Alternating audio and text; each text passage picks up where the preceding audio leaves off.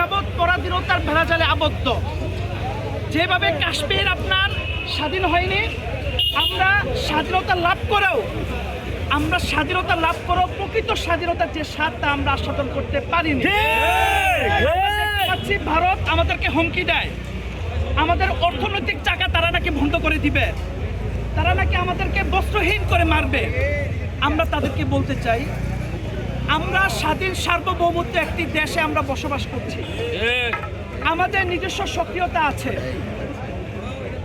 যাদের মধ্যে ভারত প্রেম আছে, যাদের প্রতি ভারতের প্রতি ভালোবাসা আছে, সেই সকল উপদেষ্টাদেরকে আমরা ক্ষমতায় বসিয়ে, যার ফলে যারা ভারতের আধিপত্যবাদী কথা বলে, ভারতের আকর্ষণকে বিশ্বাস করে না, তাদেরকে নীল নকশার মাধ্যমে টার্গেট করে তাদেরকে ভারত হত্যা করছে।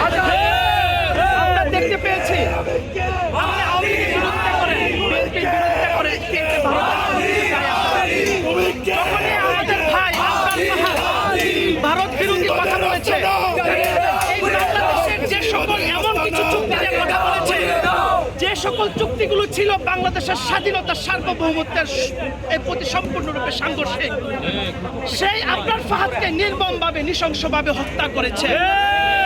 যার ফলশ্রুতিতে আমরা দেখতে পেয়েছি আমাদের ভাই শরীফ ওসমান হাদি যখন সে ভারতের আধিপত্যবাদ নিয়ে কথা বলেছে, সে ভারতের বিরুদ্ধে গিয়ে সে ইনকিলাব মত সুস্থ সাংস্কৃতিক পরিচর্যা করার জন্য ইনকিলাব মত তৈরি করেছে। তখনই এই শরীফ ওসমান হাদি ভারতের কাছে একেবারে একটা শত্রু হিসাবে পরিণত হয়েছে। যার ফলে আমরা দেখতে পেয়েছি কিলিং মিশনের মাধ্যমে এই শরীফ ওসমান হাদিকে নৃশংসভাবে নির্মমভাবে শহীদ করা হয়েছে।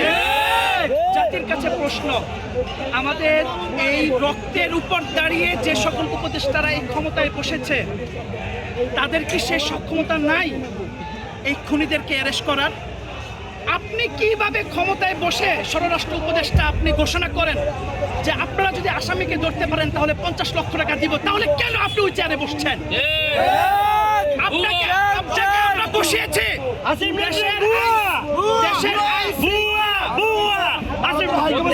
আইন শৃঙ্খলা ঠিক রাখার জন্য, আপনি সেখানে ব্যর্থতার পরিচয় দিয়েছেন। আপনারা জানেন আইন উপদেষ্টা আসিফ নজরুল, আপনার প্রতি এখনো ভারত প্রেম রয়েছে। আপনি মুখে অনেক কথা বলেন, কিন্তু আপনি দিন শেষে ভারতের সাথে বাংলাদেশের স্বাধীনতা বিরোধী আপনি কাজকর্ম করছেন। আপনি জুলাই আন্দোলনের যে স্পিড আছে সেই স্পিডটাকে আপনি নস্যাৎ করার পরিকল্পনা করছেন। জুলাই যোদ্ধারা বাংলাদেশের প্রতি যাদের প্রেম আছে, বাংলাদেশের প্রতি যাদের ভালোবাসা আছে, 54,000 বর্গ মাইলকে যারা বিশ্বাস করে মনে প্রাণে, তাদের শরীরে 1 ফোঁটা রক্ত থাকা পর্যন্ত আমরা আপনাদের সেই মিশন বাস্তবায়ন করতে দিব না। আমরা আপনাদের সাথে কোনো প্রকার আপোষ করব না। আজকে আমরা খুবই ব্যথিত, আমাদের হৃদয়ের ব্যথায় চলছে। আমরা আমাদের একজন ভাইকে হারিয়েছি, যে ভাই